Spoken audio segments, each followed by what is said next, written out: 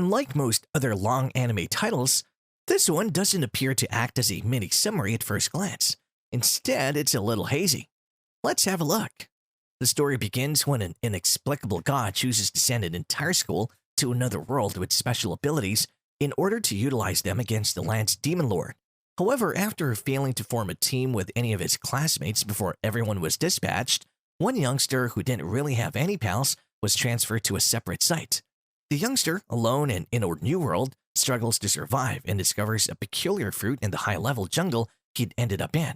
Given that this is another isekai about a boy who isn't particularly social or successful by school society standards, becoming stronger in another environment, there needs to be a hook.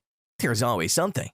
Due to the existence of God being involved in class summoning, I wasn't able to join the group at the time due to bullying, and I was alone, so I felt terrible for God and skill. And often called a pig by his friends. One day during break time, Seiichi was lying on his desk while his friends were talking to each other. Suddenly, the class speaker lit up and gave an unusual announcement. A man's voice can be heard through the speaker claiming that he's a god. The god said that he would take all students to a fantasy world, or commonly known as isekai. The god also said that the students who joined into one group would be taken to a safer place. Seiichi, who has no friends, looks unmotivated and just sits alone at the back table because none of his friends in his class is willing to join him. Shortly after, Seiichi and all the students in his class suddenly disappeared into the fantasy world. Seiichi, who is alone, is sent to a different part of the fantasy world of his classmates. Seiichi arrived in the middle of the wilderness with no friends at all. After a few days of living in the fantasy world, Seiichi began to feel hungry and thirsty, so he decided to eat whatever he found in the forest. Just as he was starting to feel weak from eating live insects and poisonous mushrooms, a coconut-like fruit suddenly appeared in front of him. Seiichi, who was still feeling hungry, ended up eating it, even though the taste of the fruit wasn't that great. Now, Seiichi doesn't know that the fruit is an evolutionary fruit that can make anyone who eats it change himself to have new abilities. After getting enough energy from the fruit, Seiichi then walked around the forest to gather food again. After a while, Seiichi found a group of gorillas collecting evolution fruits. He then stole the evolution fruit and immediately ate it while all the gorillas were away. Meanwhile, the other students arrived at a courtyard in an academy hall. They started looking for members of their group and conversing with each other.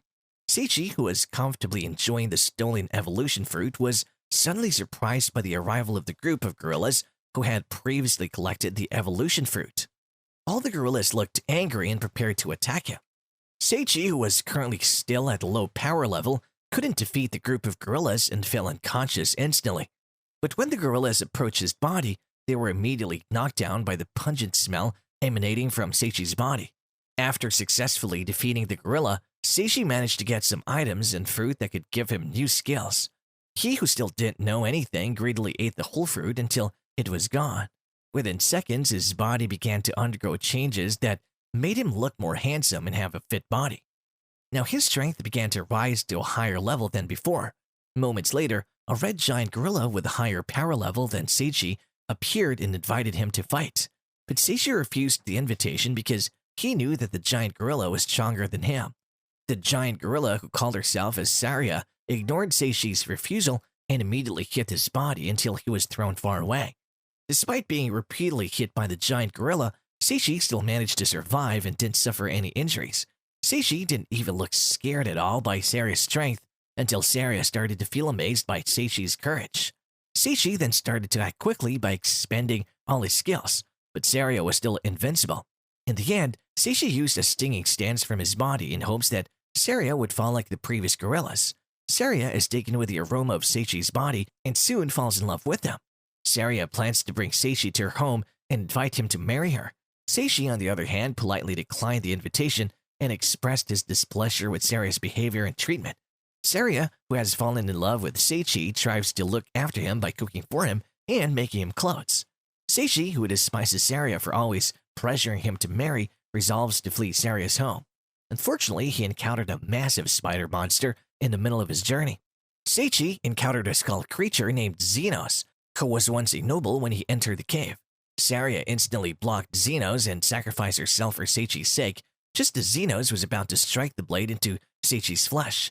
Saria perished instantly as a result of the sword stab.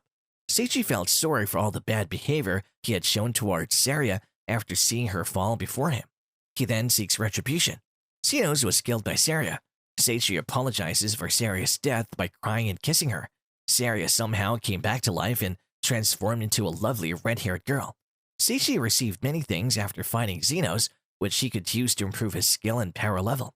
A small lamp named Edward emerged a few seconds later and announced that because Seiichi was the first to accomplish the dungeon quest, he and Seiya will get gifts from Edward. Following that, Seiichi and Seiya decided to join a guild in a nearby town. They came across a bubble on the way.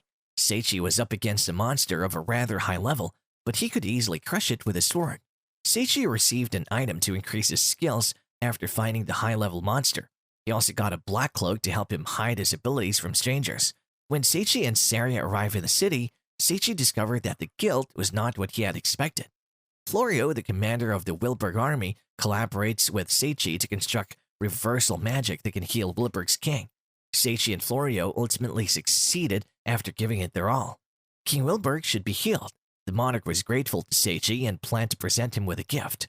However, Seiichi declined the invitation and requested permission from Princess Louise to become a war teacher. Ruler Wilburg was misunderstood by the Kaiser Kingdom's king and war commander.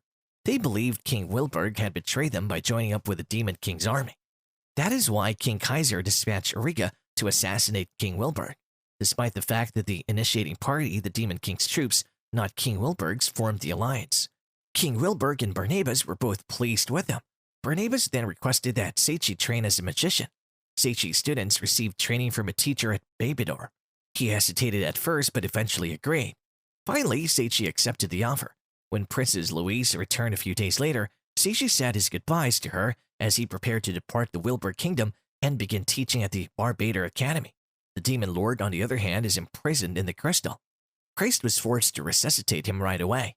Christ was then advised by one of the Demon King commanders to gather the energy of despair from the Barbader Academy.